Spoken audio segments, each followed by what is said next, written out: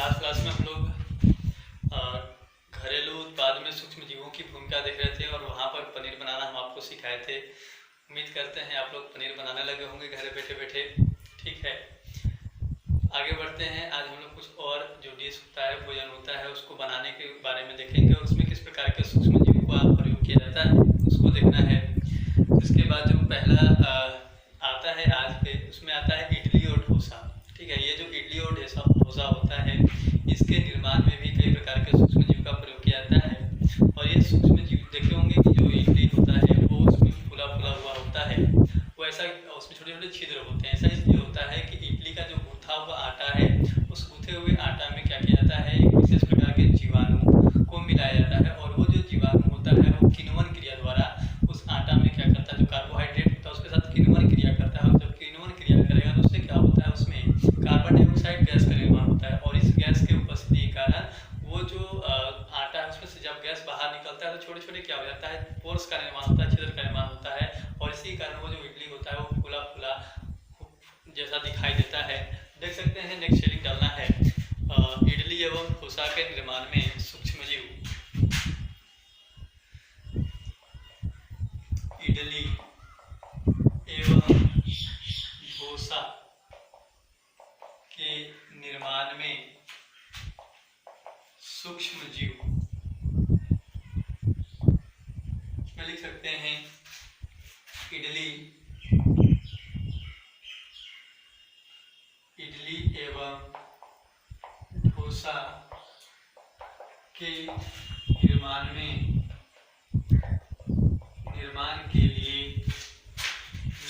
के लिए गूथे हुए जनरली हम लोग साना हुआ जो आटा होता है उसको बोलते हैं गूथे हुए आटे में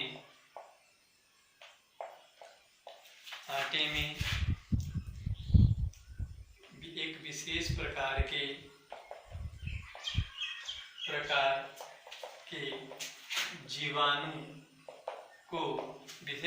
के जीवाणु को मिलाते हैं। यह जीवाणु क्या करता है, यह जीवाणु किण्वन क्रिया द्वारा CO2 गैस का, ये देखिए CO2 इम्पोर्टेंट है, CO2 गैस का निर्माण करता है जिससे आटा जो है वो क्या हो जाएगा, फूल जाता है। ये कैसे बनाया जाता है वो इम्पोर्टेंट नहीं है, यहाँ पर ये इम्पोर्टेंट है कि कौन से चीज को बनाने में किस प्रकार के सूक्ष्म जीव का प्रयोग किया जा रहा है, जीवाणु का प्रयोग किया जा रहा है, कवक का प्रयोग किया जा रहा है, ये इम्पोर्टेंट है। तो यहाँ पर इडली और डोसा के निर्माण में किसका प्रयोग कर रहे हैं, जीवाणु का प्रयोग कर रहे हैं। ये क्वेश्चन में आएगा आपका एग्जाम क्वेश्चन में। दूसरा चीज जो है वो कोई भी भोजन जो फूल रहा है, ठीक है ना, जैसे पाव रोटी हो गया, इडली डोसा हो गया, तो उनमें जो फूल रहा है, पनीर हम लोग कल पढ़े थे, तो उसमें जो फूलने का जो क्रिया हो रहा है उसके कारण वो मुलायम हो जाता है।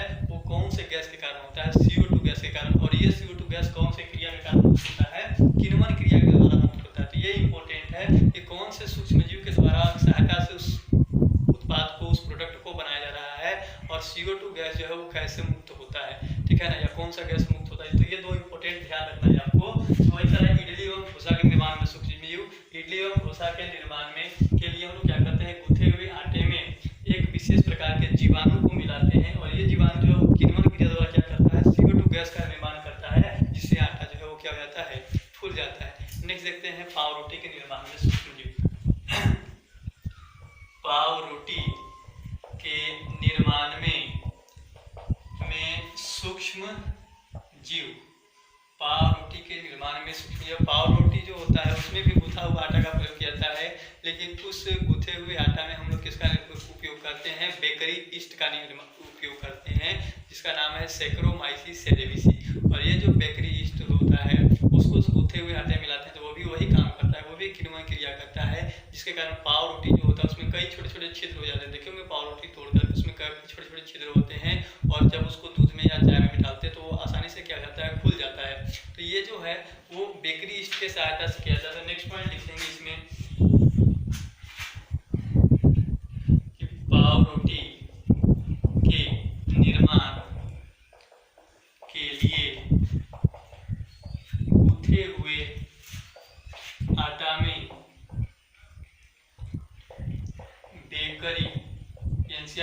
किया इसलिए हम लिख रहे हैं यहाँ पर बेकरी ईस्ट, उसका नाम क्या है, सैकरो माइसी सेरेविसी। बेकरी ईस्ट सैकरोमाइसी सेरेविसी का या को मिलाया जाता है या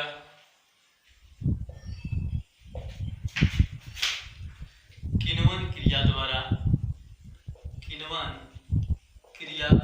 द्वारा CO2 गैस का निर्माण करती है, जिससे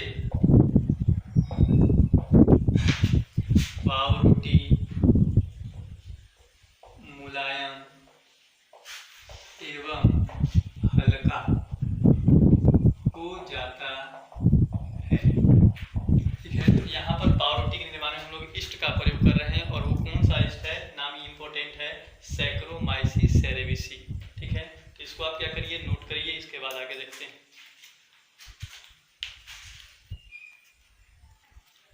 नेक्स्ट आता है टोडी। ये एनसीईआरटी टोडी लिखा है, लेकिन हम लोग जनरल भाषा में इसको ताड़ी के नाम से जानते हैं। ठीक है, ताड़ी।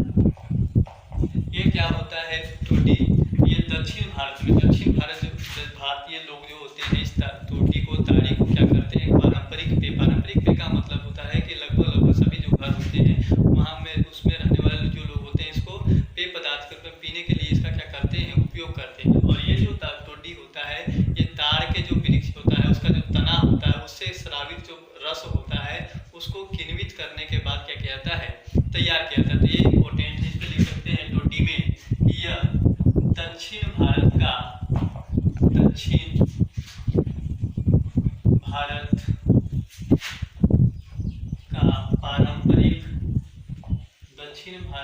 पारंपरिक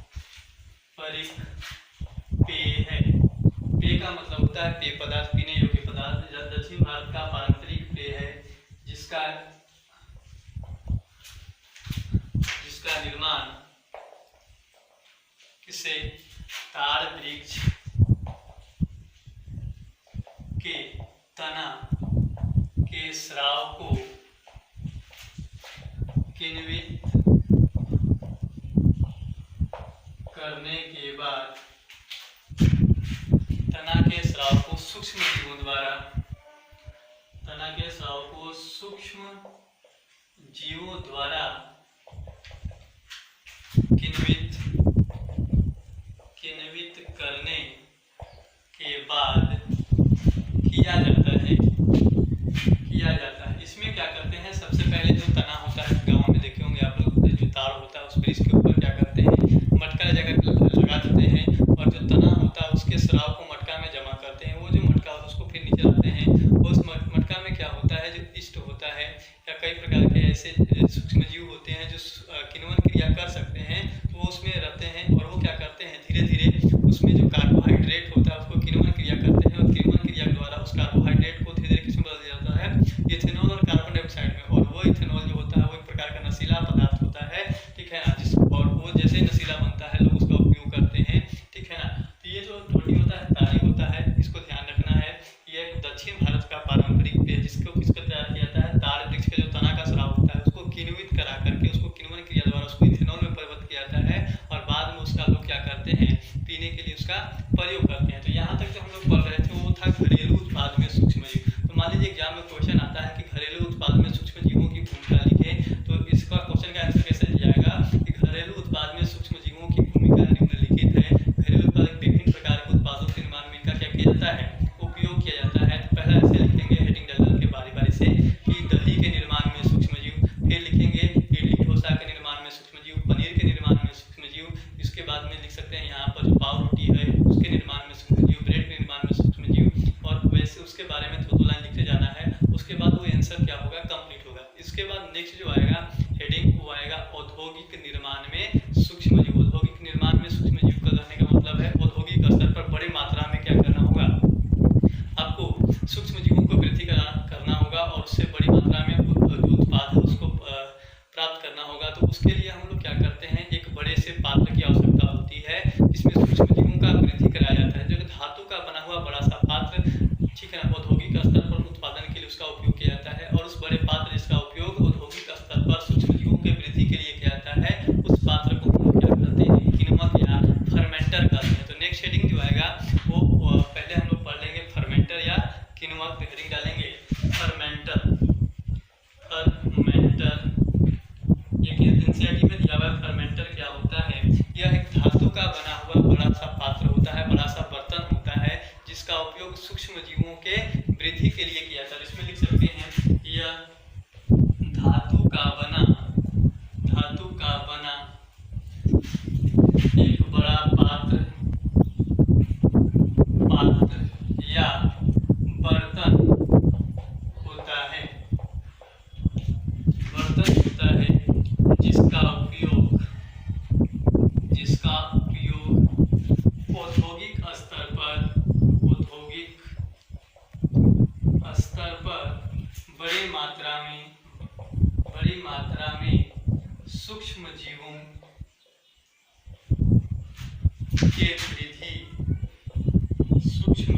के वृद्धि के लिए किया जाता है।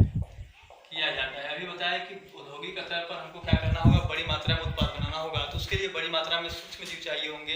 तो सूक्ष्म जीवों का सबसे पहले वृद्धि कराया जाता है, और सूक्ष्म जीवों की वृद्धि के लिए बड़े पात्र और बर्तन का उपयोग होता है, और जिस बड़े पात्र या बर्तन का उपयोग हम लोग करते हैं, उसी बड़े पात्र या बर्तन को हम लोग क्या बोलते हैं, फर्मेंटर बोलते हैं। इसको नोट करिए। इसके बाद पढ़ते हैं औद्योगिक उत्पाद में सूक्ष्म जीव। तो इसमें हेडिंग जो आएगा नेक्स्ट वो आएगा औद्योगिक उत्पाद में सूक्ष्म जीव।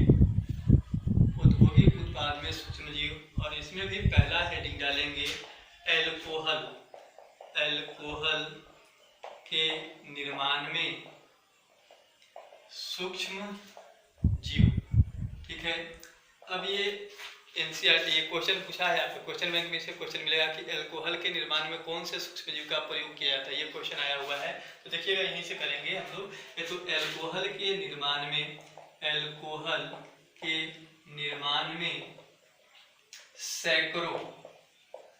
सैकरोमाइसी सेरेविसी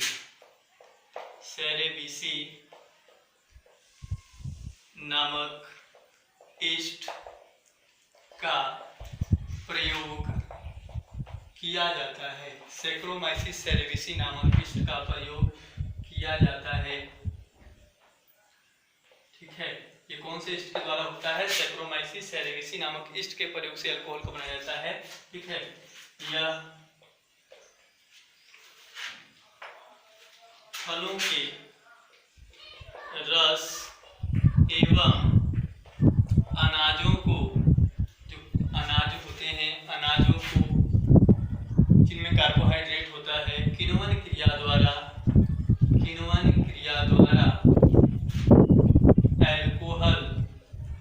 एल्कोहल में मेनली क्या होता है? इथेनॉल। तो ब्रैकेट में लिख सकते हैं इथेनॉल में क्या करता है? परिवर्तित करता है। कई प्रकार के जो एल्कोहल कई प्रकार के होते हैं। बियर होता है, ब्रांडी होता है, रम होता है, विस्की होता है। ठीक है। तो ये सभी के जो एल्कोहल होती है आप लोग पढ़ेंगे, यहाँ पर देखिएगा। वो सब जो एल्कोहल होते हैं उन सभी का निर्माण जो होता है वो कई चीज़ों से किया जाता है।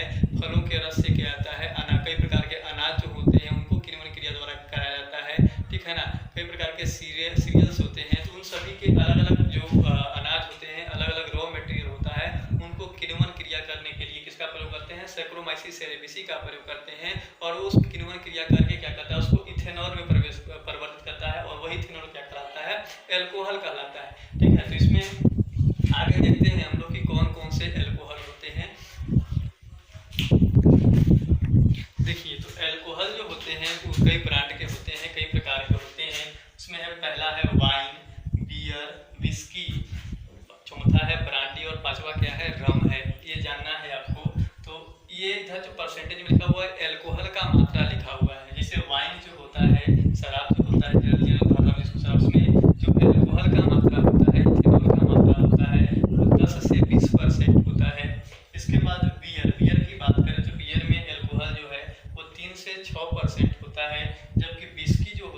50% तक एल्कोहल होता है। ठीक है, ब्रांडी की बात करें तो ब्रांडी में जो एल्कोहल का मात्रा होता है वो 60 से 70% होता है और रम में 40% होता है। तो अगर आपसे पूछे जाए कि सबसे ज़्यादा नशीला कौन होता है, तो सबसे ज़्यादा नशीला वो होगा जिसमें एल्कोहल का मात्रा अधिक होगा, और वो कौन होगा? ब्रांडी। सबसे ज़्यादा नशीला जो पदार्थ होता है एल्कोहल में वो ब्रांडी होता है, और ऐसा इसलिए क्योंकि इसमें एल्कोहल का मात्रा कितना है? 60 से 70% है।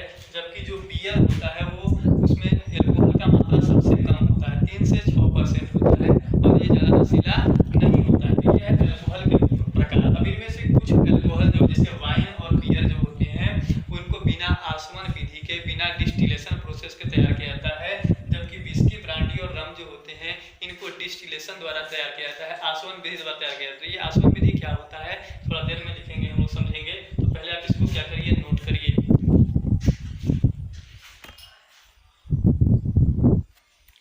यहीं पर एक नोट करके लिख लेंगे, नीचे में नोट लिखेंगे। इसमें वाइन एवं बियर को बिना आसवन, आसवन का मतलब होता है डिस्टिलेशन, बिना आसवन के, जबकि आसवन के तैयार किया जाता है, तैयार किया जाता है,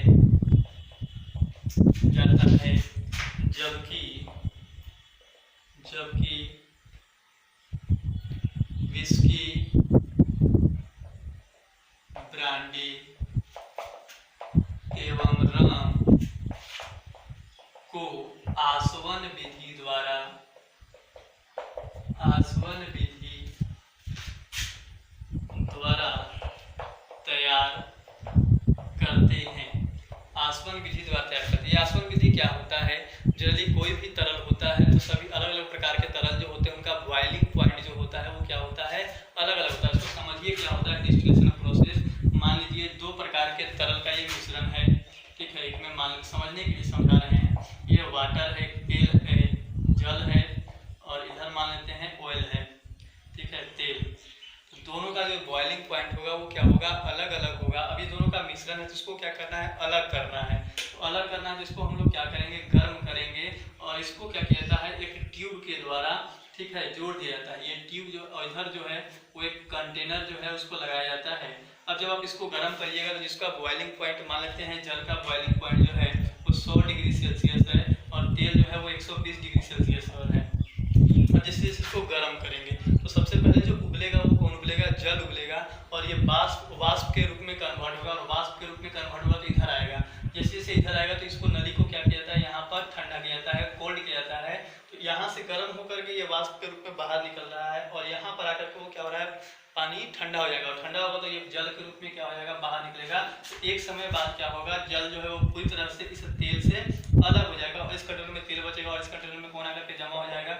जल। तो अलग अलग बॉइलिंग पॉइंट के आधार पर हम लोग क्या करते हैं? जब तरल को अलग किया जाता है, ठीक है, तो उसको हम लोग क्या बोलते हैं? आसवन विधि बोलते हैं, डिस्टिलेशन प्रोसेस बोलते हैं, और उसी डिस्टिलेशन प्रोसेस का उपयोग यहाँ पर किया जाता है, ठीक है ना। वाइन और बियर में बिना डिस्टिलेशन, ये बिना डिस्टिलेशन के तैयार होते हैं, जबकि विस्की, ब्रांडी एवं रम को तैयार करने के लिए हम लोग किसका प्रयोग करते हैं? डिस्टिलेशन प्रोसेस का प्रयोग करते हैं। तो ये आपको एनसीईआरटी में दिया हुआ, सिर्फ इसको याद रखना है, डायग्राम बनाना नहीं है। तो यहाँ पर ये अल्कोहल निर्माण समाप्त होता है। अब दूसरा जो हेडिंग डालना है वो डालना है एंटीबायोटिक के निर्माण में सूक्ष्मजीव। औद्योगिक निर्माण में सूक्ष्मजीव पढ़ रहे हैं तो उसका पहला हेडिंग हुआ था अल्कोहल निर्माण में, और दूसरा हेडिंग जो होगा वो एंटीबायोटिक के निर्माण में सूक्ष्मजीव।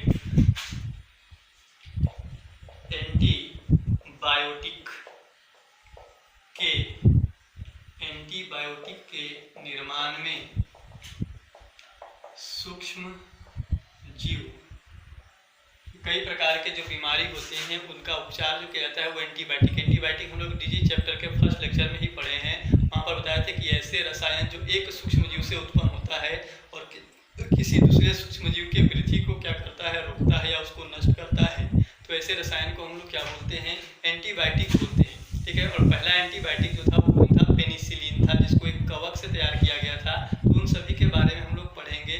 ध्यान रखना एंटीबायोटिक जो यहाँ पर लिखे एंटीबायोटिक और एंटीबॉडीज में फर्क होता है। एंटीबॉडी में आपको बताया था कि एक जटिल ग्लाइकोप्रोटीन है जिसका निर्माण 4 पॉलीपेप्टाइड श्रृंखलाओं के द्वारा होता है। तो वो एंटीबॉडी जो होता है वो उस जीव के शरीर में बनता है, और एंटीबायोटिक जो होता है वो दूसरे सूक्ष्म जीवों से उसको तैयार किया जाता है। तो यहाँ पर एंटीबायोटिक हम लोग को पढ़ना है। तो एंटीबायोटिक क्या होता है, इसका निर्माण में हम लोग को ये सूक्ष्म जीव किस प्रकार से सहायता करते हैं, इसके बारे में क्या करिए, हेडिंग डालिए और आगे समझिए। देखिए इसमें लिखेंगे सूक्ष्म जीवों के द्वारा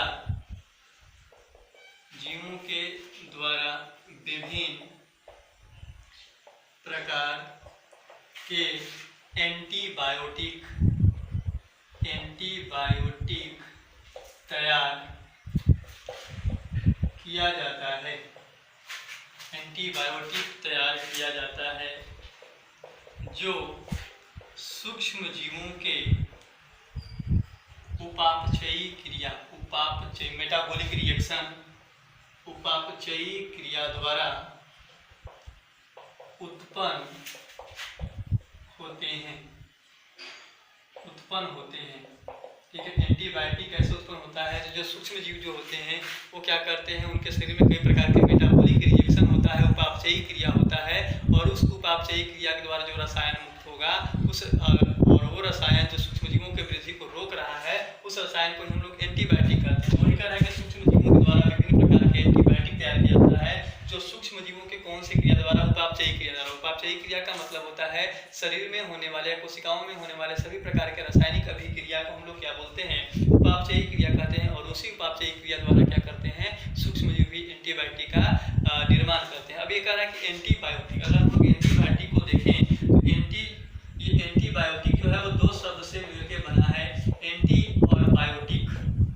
एंटी का मतलब होता है अगेंस्ट में, विरोध में, ठीक है, और बायोटिक का मतलब होता है जीवन या जीव के विरोध में। तो ऐसे रसायन जो किसी के जीवन के विरोध में बनते हैं, ऐसे रसायन को हम लोग क्या बोलेंगे, एंटीबायोटिक बोलेंगे। तो यहाँ पर जीवन जो है वो दूसरे हानिकारक सूक्ष्म जीवों के लिए प्रयोग किया गया। ऐसा नहीं कि मनुष्य के जीवन के विरोध में, तो फिर एंटीबायोटिक का कोई मतलब नहीं रहेगा। ये हमारे विरुद्ध के लिए नहीं है, हमारे लिए क्या होता है, उपयोगी होता है। लेकिन ये ऐसा रसायन होता है जो दूसरे सूक्ष्म जीवों के, जो बीमारी फैलाने वाले सूक्ष्म जीव हैं, उनके जीवन के विरोध में काम करता है, इसलिए इसका नाम क्या दिया गया है, एंटीबायोटिक। तो यहाँ पर हम लिख सकते हैं एंटीबायोटिक का शाब्दिक अर्थ। नेक्स्ट पॉइंट, एंटीबायोटिक का शाब्दिक अर्थ क्या होता है, जीवन के विरुद्ध होता है। यह रोग कारक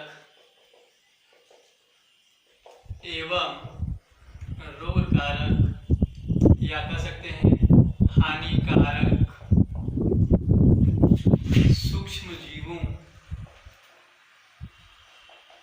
पर लागू होता है। अगर हम इसको जीवन के विरुद्ध में कह रहे हैं, इसका मतलब ये नहीं कि मनुष्य के जीवन के विरुद्ध में, ये जीवन के विरुद्ध में, किसके जीवन के विरुद्ध में, जो हानिकारक सूक्ष्म जीव है, जो बीमारी फैलाने वाले रोग कारक है, उनके जीवन के विरुद्ध में क्या करता है, काम करता है। इसलिए इस रसायन को हम लोग क्या करते हैं, एंटीबायोटिक कहते हैं। तो इसको क्या कर लीजिए, नोट कर लीजिए, इसके बाद आगे देखते हैं। अब देखते हैं कि पहला एंटीबायोटिक कौन था, और आपको मालूम है कि पहला एंटीबायोटिक जो था वो पेनिसिलिन था, और उसका खोज कौन किया था, अलेक्जेंडर फ्लेमिंग ने किया था, एक कवक से, ठीक है ना। इसमें देख सकते हैं, इसमें लिख सकते हैं, पहले एंटीबायोटिक के रूप में पेनिसिलिन का खोज कौन किया था, अलेक्जेंडर फ्लेमिंग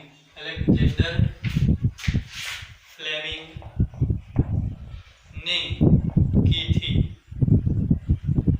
अलेक्जेंडर फ्लेमिंग ने किया था इसका खोज।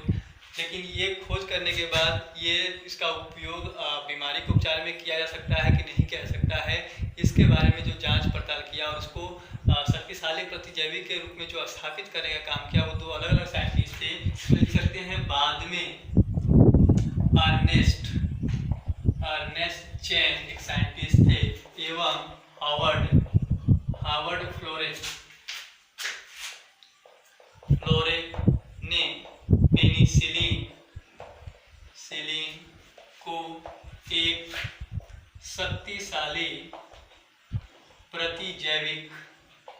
हिंदी एंटीबायोटिक का हिंदी होता है प्रतिजैविक के रूप में स्थापित किया था, स्थापित किया। तो कह रहा है कि जो पहले एंटीबायोटिक के रूप में जो पेनिसिलिन का खोज हुआ था वो किसने किया था? अलेक्जेंडर फ्लेमिंग ने। और बाद में इसको लोगों के लिए उपलब्ध करा, जांच करने के बाद लोगों के लिए उपलब्ध करने के लिए जो बताया था वो कौन बताया था? अर्नेस्ट चैन और हार्वर्ड फ्लोरीन। इन्होंने इसका जांच किया कि ये लोगों पर इसका उपयोग किया जा सकता है कि नहीं किया जा सकता है। नेक्स्ट पॉइंट अगर देखें तो पेनिसिलिन कौन से सूक्ष्मजीव से तैयार किया था उसको देखिए। पेनिसिलिन, पेनिसिलियम, पेनिसिलियम नोटोटम, नोटोटम नामक कवक, इसमें मोल्स भी लिख सकते हैं, कवक या मोल्स से तैयार किया जाता है और इसका जो उपयोग किया गया था सर्वप्रथम वो किसके? द्वितीय विश्व युद्ध के समय में किया गया था। और ये जो है अमेरिकी सैनिक थे उनके इलाज में इसका उपयोग किया था। इस एनसीईआरटी में लिखा हुआ है, नेक्स्ट पॉइंट लिख सकते हैं। सर्वप्रथम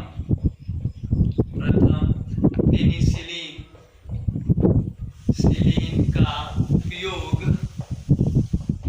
सर्वप्रथम पेनिसिलिन का उपयोग द्वितीय विश्व युद्ध के समय, द्वितीय विश्व युद्ध के समय घायल अमेरिकी सैनिक, घायल अमेरिकी सैनिकों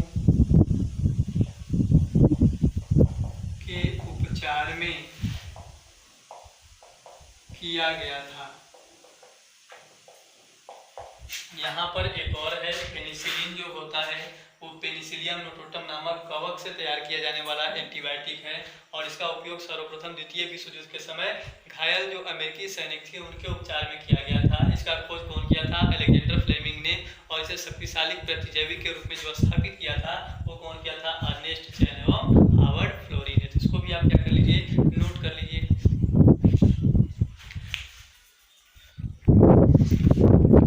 इसके बाद एक टॉपिक और हो रहा है और बाद में सूक्ष्मजीवों की भूमिका में, तो उसको हम लोग अगले क्लास में पढ़ेंगे। तब तक के लिए धन्यवाद। देखिए बहुत सारे लोग जो है वो अभी हम लोग टेस्ट जो लिए थे उस टेस्ट के बारे में जानकारी हमको नहीं मिला कि बहुत सारे लोग जो टेस्ट दिए कि नहीं दिए। आंसर भी हम आपको सेंड करवाए थे तो कुछ रिस्पॉन्स उधर से नहीं आया।